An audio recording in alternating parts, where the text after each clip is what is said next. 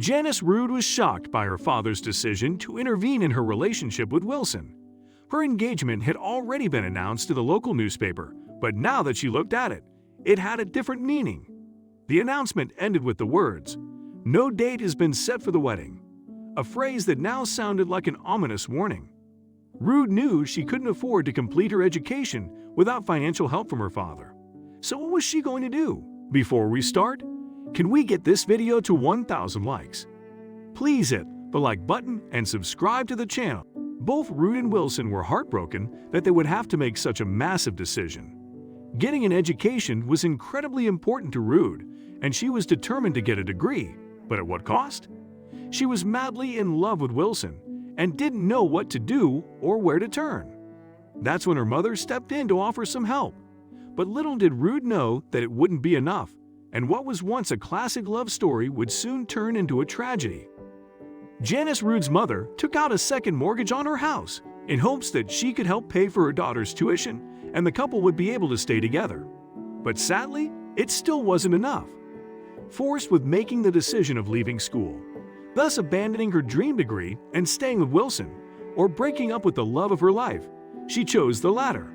She sadly ended up breaking off the engagement and ending her relationship with Wilson.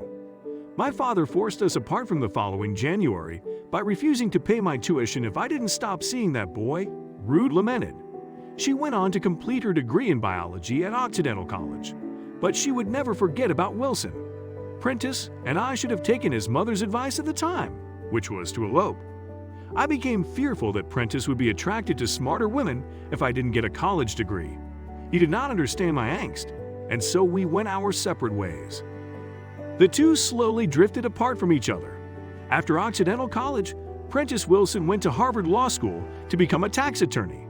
He eventually moved to the Bay Area, where he became a successful and well-respected lawyer. After Janice Rood completed her degree in biology, she went on to run the family business. Her family ran a diving board company that was very successful, so successful, in fact, that she was inducted into the USA Diving Association Hall of Fame in Seattle. As the years went by, both Rood and Wilson married other people, and their paths almost never crossed. When they did run into each other, they viewed themselves as friends, since both of them were married. Their whirlwind engagement seemed like a dream from the past. Before either of them knew it, 47 long years passed. Both Rood and Wilson were divorced at this point, but it wasn't until tragedy struck that the two even thought about each other.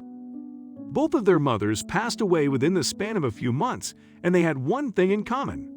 Both Rood and Wilson's mothers held on to the newspaper clipping announcing their engagement. The mothers got it. The mothers simply knew, and I think we also knew. Rood's mother even went as far as to keep a laminated copy of the clipping in her purse. Rood and Wilson both found the newspaper clippings while going through their mother's belongings after their deaths and decided to reach out to one another. As fate would have it, both of them were divorced at the same point in their lives. After Prentice Wilson finally reached out to Janice Rood again, after so many years, she agreed to meet him at a restaurant called Cliff House in San Francisco. The two went on their first date in decades on June 20, 2010, and the big question in the air was, is the spark still there? Immediately upon seeing Wilson again, Rood knew that the spark was indeed still there, even after 47 long years apart. From there, they practically picked up from where they left off and started dating again. After 6 months of dating, the couple were engaged for the second time. Even though a wedding date was never set the first time they got engaged, this time a wedding was going to happen for real. On August 19, 2012, Janice Rood and Prentice Wilson finally married each other in a beautiful ceremony on the Occidental College campus, surrounded by fellow classmates. "We lament every day that we missed being together," Rood said in an interview with the Occidental College magazine. That's about 17,500 days, but who's counting? Because of that, they cherish every moment they have. Let's move on to the next story. Birthdays are supposed to be the happiest day of the year, especially when you're a little kid. There's nothing more exciting than gathering up all of your friends and family to celebrate. However, one little boy's birthday turned out to be horrible in every way possible. Even his own mother let him down that day. Then the cops were called to school to pick him up, and his entire day changed from there on. Here we have birthday boy Tom. On the day of his birthday, Tom quickly rushed down the stairs to see if there was a celebration waiting for him downstairs. However, all Tom found out was that his mother had forgotten his birthday again. As a kid, it can be devastating to have your birthday be forgotten. It is especially upsetting when your own mother forgets your birthday. However, Tom decided that he would keep his head high and hope that his mom would make it up to him later that day. As his mom got closer to Howes Elementary, Tom decided to remind his mom that it was his birthday. However, his mom said that she didn't forget about his birthday at all. In fact, she had an amazing surprise waiting for him after school. Tom's mother soon told him about the awesome party at Chuck E. Cheese that she has planned for him. She told him that she invited all of his friends and that it would be happening after school. Tom was so excited about his birthday party that he could hardly contain himself. His mother then gave him a bag of candy and sent him off to school. However, Tom had no idea that the party would never happen. You see, Tom's mom is a single mom and she is constantly working. In fact, she had been working 3 different jobs to make ends meet, and from 5 a.m. to midnight, she would constantly work. Even though she worked an hour and a half away, she always made it just in time to pick up Tom. Since she worked so much, she wanted to make sure that she was able to spend her son's birthday with him. Finally, it was the end of the day and Tom began to ask all of his friends if they were excited to go party at Chuck E. Cheese. However, none of his friends had any idea about what he was talking about. Still, Tom had faith that his mom would pull through in the end. The school day had finally ended and Tom was waiting outside for his mother to come pick him up. She was usually always on time, so he patiently waited expecting her to come at any moment. However, soon enough he was the last child standing and his mom was nowhere to be found. Eventually, one of the teachers noticed that Tom was standing all by himself. The teacher went over to ask Tom who he was waiting for. He told her that he was waiting for his mom, but that she hadn't shown up yet. So the teacher decided that she would take Tom back inside the school and call up his mother to see where she was. So the teacher quickly got Tom back inside of the school and looked for his mom's number. However, as soon as she called his mother, she was greeted by the sound of sirens. It seems that Tom's mom had been involved in a crazy day, and she quickly shared an update with the teacher. It seems that Tom's mother was having an incredibly hectic day. As she was backing out of her parking space after work, a car came out of nowhere and clipped her. The driver of the vehicle then dramatically fell onto the ground and claimed that he had whiplash. Tom's mom was sorting through the chaos as the fire department and police arrived on the scene.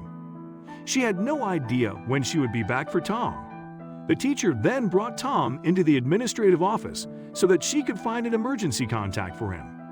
As she searched for that, she heard Tom tell the secretary that it was his birthday and that he was excited to go to Chuck E. Cheese. The teacher didn't have the heart to tell him that he probably wouldn't be going. As she searched for an emergency contact, she soon realized that none came up. As the teacher attempted to make sense of Tom's file, she realized that it was all a big mess.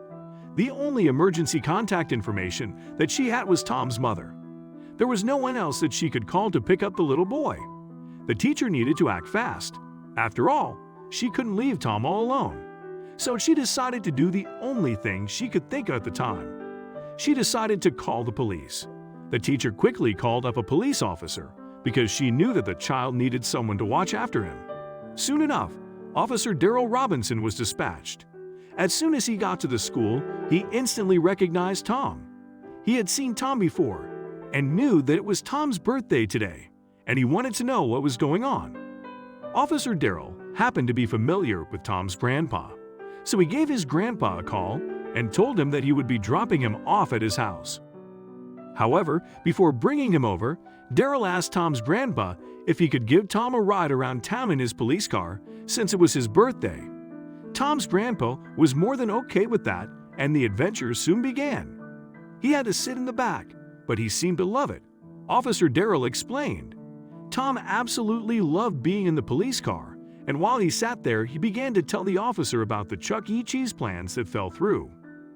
Officer Darrell's heart sank when he found out that the boys' birthday plans had been completely ruined, so the officer decided to help out once more. Police officers of Green Bay are issued one cheeseburger voucher from the local McDonald's, so Officer Darrell decided to treat Tom to a cheeseburger from McDonald's. Tom was super happy that he got to have some McDonald's for his birthday. However, he had no idea that there was still going to be another pit stop.